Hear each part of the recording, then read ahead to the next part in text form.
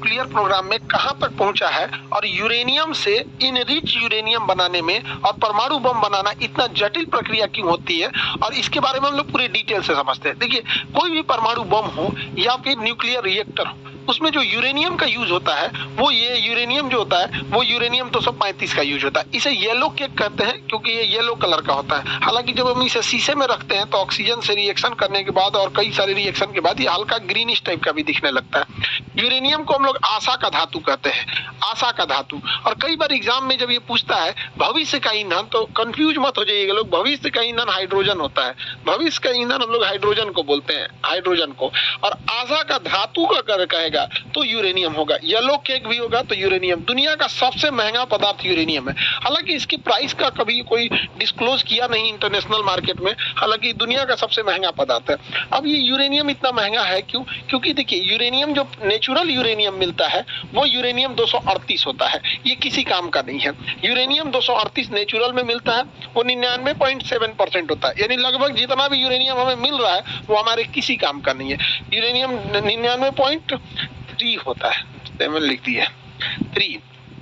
अब ये जो हमें जो प्राप्त करना है यूरेनियम 235 चाहिए। अब ये यूरेनियम 235 कितना चाहिए, कितना है प्रकृति में? 0.7%। यानी हमें 100 केजी यूरेनियम मिलेगा ना, तो उसमें केवल 700 ग्राम हमें काम लायक यूरेनियम मिलने वाला है। ऐसे अगर परसेंटेज नहीं समझ में आ रहा है तब यहाँ पर तो 100 केजी में 700 ग्राम कितना अजीब हो जाएगा यहाँ पर। तो और दूसरी क्या है ना, दोनों मिक्स होता है। यूरेनियम 235 और यूरेनियम 238 दोनों मिक्स होता है। हमें 238 का काम नहीं है, हमें काम है 235 का। अब इसी को इम्प्रूव कर दिया जाता है और 235 को जब एक्सट्रैक्ट करके बाहर निकालते हैं तो उसी के यूज करके हम परमाणु बम बनाते हैं। यही शकल है परमाणु बम की। या फिर उसको बिजली घर में बना के उससे बिजली बनाते हैं यहाँ पर। अब इसको कैसे हम लोग लाते हैं इसे समझते हैं। हम जो यूरेनियम मिला है हमें, उसमें 235 भी है और 238 भी है। 235 और 238 दोनों है। इन दोनों ही यूरेनियम को एक सेंट्रीफ्यूल नामक डिवाइस में डालकर, सेंट्रीफ्यूजल नाम के डिवाइस में डाल के गोल गोल घुमाया जाता है। अब जैसे दही में हम लोग ऐसे मथनी डाल के गोल गोल घुमाते हैं, मक्खन अलग हो जाता है, दही मलाई अलग हो जाता है। सेम वही चीज होता है जिसे हम अपकेंद्र बल या सेंट्रीफ्यूगल कहते हैं। तो इसके जो सेंट्रीफ्यूज होते हैं उसी में इसको गोल गोल घुमाया जाता है। इस गोल गोल घुमाने से फायदा ये होता है कि यूरेनियम 238 साइड में हो जाता है। यूरेनियम 238 जो है ये साइड में आ जाता है और हमें जो जरूरत होती है यूरेनियम 235 की, ये यूरेनियम 235 बीच में चला जाता है और हम इस बीच वाले से निकाल लेते हैं। इन दोनों में आपस में दोबारा ना मिले और आसानी हो इसे हटाने के लिए, इसलिए इसमें यूरेनियम हेक्साफ्लोराइड नाम की गैस को अंदर डाल के उसके बाद इसे घुमाया जाता है। इसकी फिक्स स्पीड होती है कि इतने स्पीड पे घुमाएंगे तो एक्सट्रैक्ट अच्छे से होगा, और अगर स्पीड कम और ज्यादा होगी तो इसमें बहुत प्रॉब्लम आ जाएगा।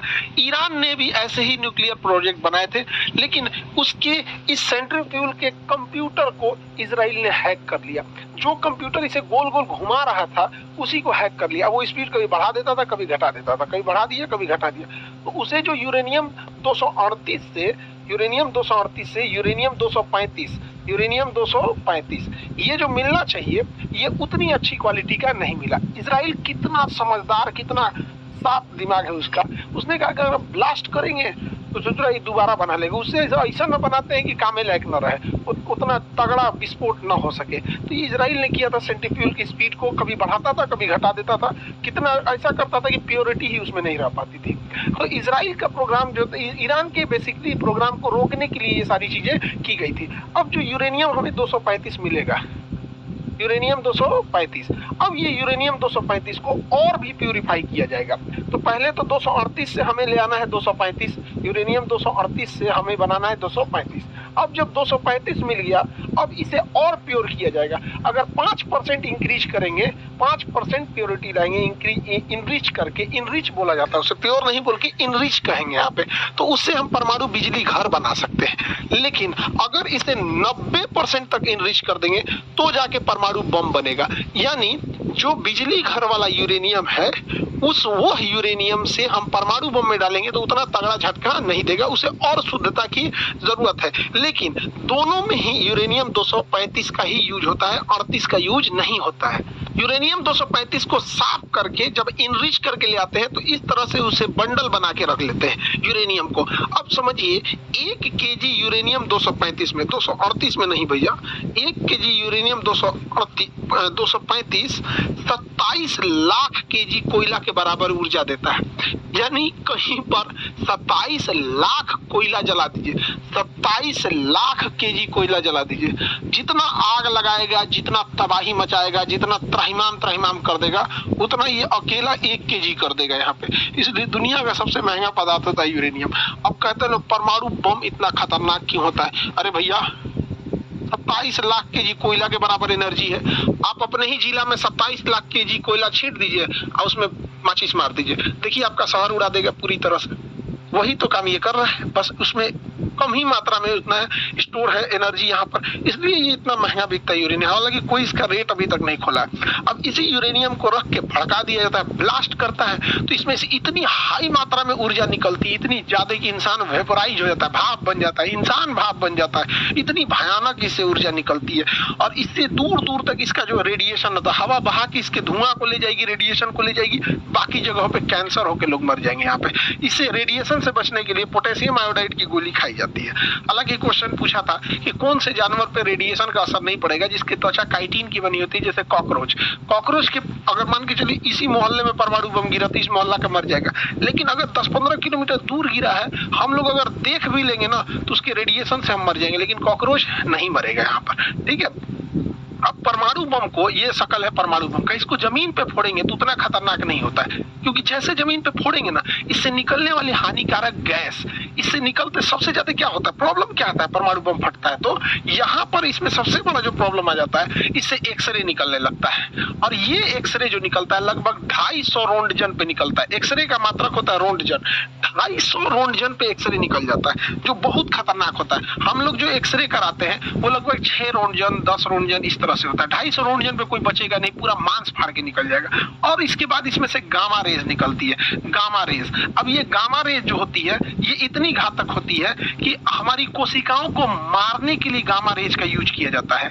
बहुत हल्की मात्रा के गामा रेज का यूज जिस एरिया में कैंसर होता है उसे मारने के लिए किया जाता है कि कैंसर मर जाए, लेकिन इतना हाई पावर का इसमें से गामा रेज निकलता है कि पूरी शरीर मर जाती है यहाँ पे। तो ये 2 ही खतरनाक रेडिएशन होती है। और सबसे ताज्जुब की बात ये है कि ना हम लोग गामा रेज को देख सकते हैं, गामा रे भी हमें नहीं दिखाई दे सकता है और ना ही हमें एक्सरे दिखाई दे सकता है, तो हमें दिखेगा ही नहीं, अचानक आर पार होकर मर जाएगा आदमी यहाँ पे। यही खत्म, जैसे कोरोना कहाँ हम लोग को दिखता था, अचानक किसी को हुआ कोरोना मर गया यहाँ पे, तो वही होता है यहाँ पे। अगर गामा रेज लग गया तो पता ही नहीं चलेगा वो क्या हो गया, और 10-15 दिन बाद, 1 हफ्ता बाद आदमी मर जाता है। तो परमाणु बम एक तरह का विस्फोटक घातक नहीं होकर यह एक प्रकार का प्रदूषण है, जिसे नाभिकीय आपतन कहते हैं, न्यूक्लियर फॉलआउट कहते हैं। ये जमीन पे अगर पटका गया तो इसके जितने रेडिएशन है हानिकारक उसी मोहल्ले में, घर द्वार गली कुची में भर जाएगा और दूर तक खतरनाक इसका असर नहीं जाएगा। इसलिए जब भी परमाणु बम को ड्रॉप किया जाता है तो इसमें एक डेटोनेटर लगाया जाता है और वो डेटोनेटर हाइट को नापते रहता है, बैरोमीटर से सेट रहता है कि जब वो 600 मीटर की ऊंचाई पर शेष रहता है तो इसी ऊंचाई पे ब्लास्ट किया जाता है। कभी भी जमीन पे ले आके परमाणु बम को नहीं ब्लास्ट किया जाता है। तो जापान और हिरोशिमा पे भी जो गिरा था वो 600 मीटर की हाइट पे गिरा था ताकि मैक्सिमम तबाही हो सके और उसका रेडिएशन पूरे चारों ओर फैल जाए और इसका असर 30,000 साल तक रहता है। इसका असर 30,000 साल तक रहता है। ये नहीं कि आज परमाणु बम फूट गया तो कोई दिक्कत नहीं, इसका असर रहेगा 30,000 साल तक। बहुत बुरा असर रहता है, उस एरिया के जीन, जेनेटिक्स, सारी चीजों को चेंज कर देता है। अब इसी को बनाने में लगा हुआ है ईरान। अब इंटरनल खबर है कि ईरान ये बना चुका है। जैसे भारत भी परमाणु बम बहुत पहले बना लिया था, लेकिन उचित समय नहीं आ रहा था परीक्षण करने की, पॉलिटिकल क्लियरेंस नहीं मिल रही थी। अटल बिहारी वाजपेयी के समय तो पूरी तरह से पॉलिटिकल क्लियरेंस मिल गया। उसी तरह ईरान लगभग बना चुका है और उसके बनाने में हेल्प किया है तो रूस ने हेल्प किया है, क्योंकि रूस को पता है कि अगर ईरान चला गया तो फिर रूस के लिए खुला समर्थन करने वाला कोई देश नहीं आएगा, क्योंकि भारत बैलेंस करके चलता है, चीन को दुनिया से मतलब ही नहीं है। तो ईरान और ये बैलेंस इसको रखना जरूरी है। अब ये ईरान अगर परमाणु बम बना भी लिया है तो उसका सबसे बड़ा दुश्मन इजराइल है। अब इजराइल के पास आयरन डोम है, अगर ये मिसाइल में भर के मारेगा भी तो इजराइल मार के गिरा देगा। तो इजराइल की एक कमजोरी, वो हाइपरसोनिक मिसाइलों को नहीं मार पाता है। हाइपरसोनिक मिसाइलें बहुत तेज गति से चलती होती हैं उसे मार नहीं पाता है। तो रूस ने हाइपरसोनिक मिसाइल भी थमा दिया है ईरान को।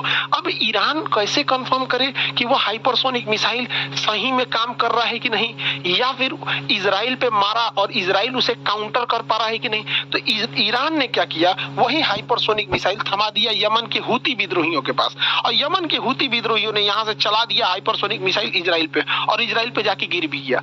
अब समझो, उस मिसाइल में खतरनाक विस्फोटक नहीं है, तब न इजराइल बच जा रहा है। अगर उसी में परमाणु बम भर दे और तब मार दे तो भैया तुम काउंटरे करके क्या करोगे, तो गिर गया वहां पर। तो बड़ी खतरनाक इन दोनों देशों के बीच परमाणु हमला का डर है। यहाँ पे इजराइल के पास पहले से परमाणु है। हमारे लिए भी ईरान बहुत जरूरत की चीज है, हमारे लिए रूस भी जरूरत है। इंटरनेशनल रिलेशन में हमारा कोई नहीं होता है। जब हमारे ऊपर ताज होटल पे हमला हुआ, अजमल कसाब ने नंगा नाच करा दिया था मौत का वहां पर, और तबाही हो गई थी। आपको जान के ताज्जुब होगा, इजराइल ने अजमल कसाब को आतंकवाद की श्रेणी में नहीं डाला था। और वो डाला कब, इस साल डाला है, जब उसके यहाँ पड़ा है तब। 15 साल तक भारत ने, 16 साल तक रिक्वेस्ट किया कि भैया अजमल कसाब तो आतंकवादी है। तो इजराइल ने कहा कि भाई हम काहे को दुश्मनी ले पाकिस्तान के आतंकवादियों से। तो इंटरनेशनल रिलेशन में ये मायने नहीं रखता है ना कि सामने वाला क्या है, हमारा इंटरेस्ट क्या है, ये मायने रखता है। अब जान के ताज्जुब होगा, पूरी दुनिया अजमल कसाब को आतंकवादी मान रही थी, इजराइल नहीं मान रहा था, अभी माना है वहां पर। तो भारत भी हमास को, हिजबुल्लाह को नहीं आतंकवादी संगठन में रखता है। भाई तुम हमारे लिए खड़े रहोगे तब तो हम तुम्हारे लिए खड़े रहेंगे। इंटरनेशनल रिलेशन में हमेशा याद रखिएगा, ना कोई हमारा परमानेंट दोस्त, ना हमारा कोई परमानेंट दुश्मन। नरेंद्र मोदी जब गुजरात के चीफ मिनिस्टर थे तो अमेरिका ने उन पर गुजरात दंगों का एलिगेशन लगा के अमेरिका में घुसने में प्रतिबंध लगाया था, कहता वीजा ही नहीं देते हैं यहाँ पे। और जब प्रधानमंत्री बन गए तो यही अमेरिका वीजा खिला रहा है, ट्रम्प बुला के हाउडी मोदी और नमस्ते ट्रम्प हो रहा है। तो इंटरनेशनल रिलेशन में कभी भी गांठ नहीं बांधा जाता कि मेरा परमानेंट दोस्त है, परमानेंट दुश्मन है। ईरान का सबसे अच्छा अगर कोई दोस्त था तो खुमैनी से पहले इजराइल ही दोस्त था उसका सबसे अच्छा। ईरान का सबसे अच्छा कोई दोस्त था तो अमेरिका था उसका दोस्त, जब तक कि खुमैनी की सरकार नहीं आई थी यहाँ पर। 67 के दशक की बात है, तो 67 बीते 50 साल पहले की बात है। तो अब आप आजकल इंटरनेशनल रिलेशन 2 साल का इंटरनेशनल रिलेशन देख लेंगे तो उसे नीतियां बनती और बिगड़ती नहीं। 50 साल का एक लंबा अनुभव देखना पड़ता है, तब जाके नीतियां बनती है। हमारे लिए ईरान ज्यादा जरूरी है, रूस भी जरूरी है। अब ईरान रूस को क्या दे रहा है, ईरान सस्ते मात्रा में रूस को ड्रोन प्रोवाइड करा दे रहा है और बैलिस्टिक मिसाइल दे रहा है, क्योंकि ईरान के इंजीनियर एकदम सस्ता में मिसाइल बना लेते हैं, ड्रोन बना लेते हैं। अब ये ड्रोन से बौछार कर दे रहा है यूक्रेन में। तो इजराइल, रूस को भी फायदा है ईरान से, ईरान को भी फायदा है रूस से। अब यहाँ ईरान के हथियार को यूज कर रहा है ये यूक्रेन के खिलाफ, और ईरान रूस के द्वारा दिए गए हथियार को ईरान यूज कर रहा है इजराइल के खिलाफ। तो दोनों में म्यूचुअल दोस्ती है यहाँ पर। हालांकि अगर देखेंगे इजराइल को तो इजराइल बहुत ताकतवर है और उसकी खुफिया एजेंसी एकदम बेरहम की तरह मारती है। इजराइल अपने दुश्मनों के साथ कोई मर्सी नहीं करता है और ये हकीकत है। इजराइल अगर कमजोर पड़ेगा तो इजराइल का कोई इंसान जिंदा नहीं रह सकता है। इजराइल को जिंदा रहने के लिए ऑक्सीजन नहीं, युद्ध करना पड़ता है, वरना अरब देश उसे छोड़ेंगे नहीं। ये हकीकत है। यहाँ पर अरब देशों ने पिछले साल जो 7 अक्टूबर को घटना हुई, तुम हमला करो, इजराइल की सेना से लड़ो, पूरी सेना को मारो, कुछ भी करो, इससे कोई बहस नहीं पड़ती है। यार इजराइल में कोई बूढ़ा आदमी, कोई औरत, कोई फेस्टिवल मना रहा, उसको मार दिया हमास वाला। बदले में ये 1 साल से कंटिन्यू मार रहा है। अभी 2-4 दिन में 7 अक्टूबर आ जाएगा, पूरा का पूरा 1 साल हो जाएगा यहाँ पे। तो कहीं दोनों साइडों से मानवता का ध्यान रखा जाता है, किसी एक साइड से नहीं। युद्ध अगर सेना के, जैसे अजमल कसाब आया, हम लोग को इस बात से तकलीफ है कि तुम आतंकवादी के रूप में आके होटल में गोली चलाया। पाकिस्तान की सेना को खुला निमंत्रण देते हैं, युद्ध करना है, आ जाओ लड़ लो, युद्ध करना। युद्ध से कौन भागा है? 1971 में लड़े थे, 93,000 भागे थे, 99 में लड़े। तो बात यहाँ ये है कि सेना युद्ध करे और सेना के बीच में सिविलियन की कैजुअलिटी ना हो। लेकिन युद्ध जब हो जाता है तो ये सब कुछ मायने नहीं रखता है यहाँ पे। तो इजराइल जो है अपने दुश्मनों को चुन चुन के निपटा रहा है। हमास के चीफ गए थे ईरान में दोस्ती करने के लिए, इनकी मृत्यु की गई थी नए प्रधानमंत्री के लिए यहाँ पर, तो यहाँ से मारवा दिया उसको ईरान में। अब इजराइल अपने दुश्मन को ईरान की धरती पे मराया। वो इस होटल में वेट कर रहा था, इस होटल में। ऐसी कोनवा वाला कमरवा इनको बड़ी पसंद था कि बड़ी अच्छा व्यू आता है यहाँ, मारा मिसाइल धाए थे, इसी में बम रख दिया था, मिसाइल नहीं पहले ही से बम रखवाया था। और इनको ना 3 बड़े कमरे थे यहाँ पर, एक इस साइड वाला कमरा था, एक इस साइड वाला, एक सेंटर कमरा, तीनों में बम रखा था, इजराइल रखवा दिया था वहां पर मोसाद के थ्रू। और जिस कमरे में रुकते वो वाला ब्लास्ट होता है, इसको फिक्स था कि यही वाला कमरा में रुके, वही कमरा ब्लास्ट हुआ, हानिया मृत्यु हो गई इनकी, और हमास अभी लीडर विहीन हो गया है। इजराइल के नीचे से मारता था हमास की चीफ हानिया को निपटा दिया। इजराइल के ऊपर लेबनान से मारता था हिजबुल्ला के चीफ नसरुल्लाह को मार दिया। नसरुल्लाह मरा नहीं रहता, नसरुल्लाह जो है ये नहीं मरा रहता, ये बंकर के अंदर था। तो एक मिसाइल मारी जाती है और डबल लेयर में फटती है, पहले बंकर में जाती है फिर फट जाती है। इसमें भी नसरुल्लाह जो था बच गया था, लेकिन इजराइल ने अपने दुश्मन को मारने के लिए मिसाइल के अंदर जहरीली गैस भर दिया था, और उस जहरीली गैस के चपेट में आने से वहां मृत्यु हो गई। यहाँ पे ये काम तो इजराइल ने बहुत खतरनाक किया। लेकिन अगर यही टेक्नोलॉजी जहरीली गैस वाली आतंकवादियों के हाथ में लगी तो जो बम ब्लास्ट करते हैं सब, अब उस ससुरा उसमें जहर मिला के मारे सब, तो ब्लास्ट में तो डायरेक्ट जो चपेट में आएगा रेंज में हो जाएगा। अभी ससुरा ऐसा हानिकारक जहर और डाल के इसे ब्लास्ट करने लगे सब। ये दुनिया बड़ी खतरनाक है, वो बड़ी जल्दी कल की अवतार होने वाला है, जाने वाला है, कल युग आने वाला है। यहाँ पे ऐसा तरीका अपना रहा है कि बंदूक की खोज हुई, डायनामाइट की खोज हुई थी सुरंग खोदने के लिए, लेकिन उसका यूज होने लगा किस चीज के लिए? ब्लास्ट करने के लिए। अब आगे ये सब अपना लड़ते रहे सब, हम लोग भैया वसुधैव कुटुंबकम, सब लोग यहाँ पे। इजराइल अपने दुश्मन को तो निपटा ही रहा है, नीचे निपटा दिया हमास को, ऊपर निपटा दिया हिजबुल्लाह को, अभी मिसाइल मारा यमन के हूती विद्रोहियों के। तो अभी ये कई सारी चीजें हैं। तो अभी इस वीडियो का मेन उद्देश्य जो है वो ईरान के परमाणु कार्यक्रम को समझना है। अभी हम लोग नेक्स्ट वीडियो में भले समझेंगे लोग कि एक्सिस ऑफ रेसिस्टेंस क्या था, और कहां कहां से ईरान अपने जो प्रॉक्सी वार क्या होता है, कैसे कैसे प्लान करता है, हूती कहां से आए, सब ये सब को हम लोग अलग समझेंगे। अभी यहाँ समझते हैं। अब देखिए ये रूस जो है और ईरान, ये दोनों आपस में साथ आ गए हैं सब। इधर में क्या है? इजराइल, यूक्रेन और पूरा नाटो एक साथ आ गया है। अब ये बड़ी सख्ती दिक्कत हो जाएगा, एक सेंटर में डिस्प्यूट हो जाएगा, क्योंकि हमारा रिलेशन इन सब के साथ है। यहाँ पर रिलेशन सबके साथ है। हमारे लिए जरूरी है कि ईरान जो है वो स्टेबल रहे। समझिए कैसे हमारे लिए जरूरी ईरान क्यों है? क्योंकि भारत है, हम अपने पूर्वी देशों को गंवा दिए हैं। अभी बांग्लादेश में क्या हुआ आप देखें, बांग्लादेश खत्म, शेख हसीना। नेपाल हमको बिना मतलब का आंख दिखा रहा है, नक्शा में दिखा दिया कि भारत की जमीन हमारी है, वो नोट पे दिखा रहा है क्योंकि चाइना फंडिंग कर रहे हैं यहाँ पर। श्रीलंका में क्या हुआ देखिए, भारत को भगाया गया यहाँ पे। मालदीव हम लोग को बर्बाद करने के चक्कर में अपने बर्बाद हो गया। अल्टीमेटली रिलेशन खराब हुआ कि नहीं हुआ? पाकिस्तान से तो जन्मजात दुश्मनी है, यहाँ से तो कभी सुधर नहीं सकता है।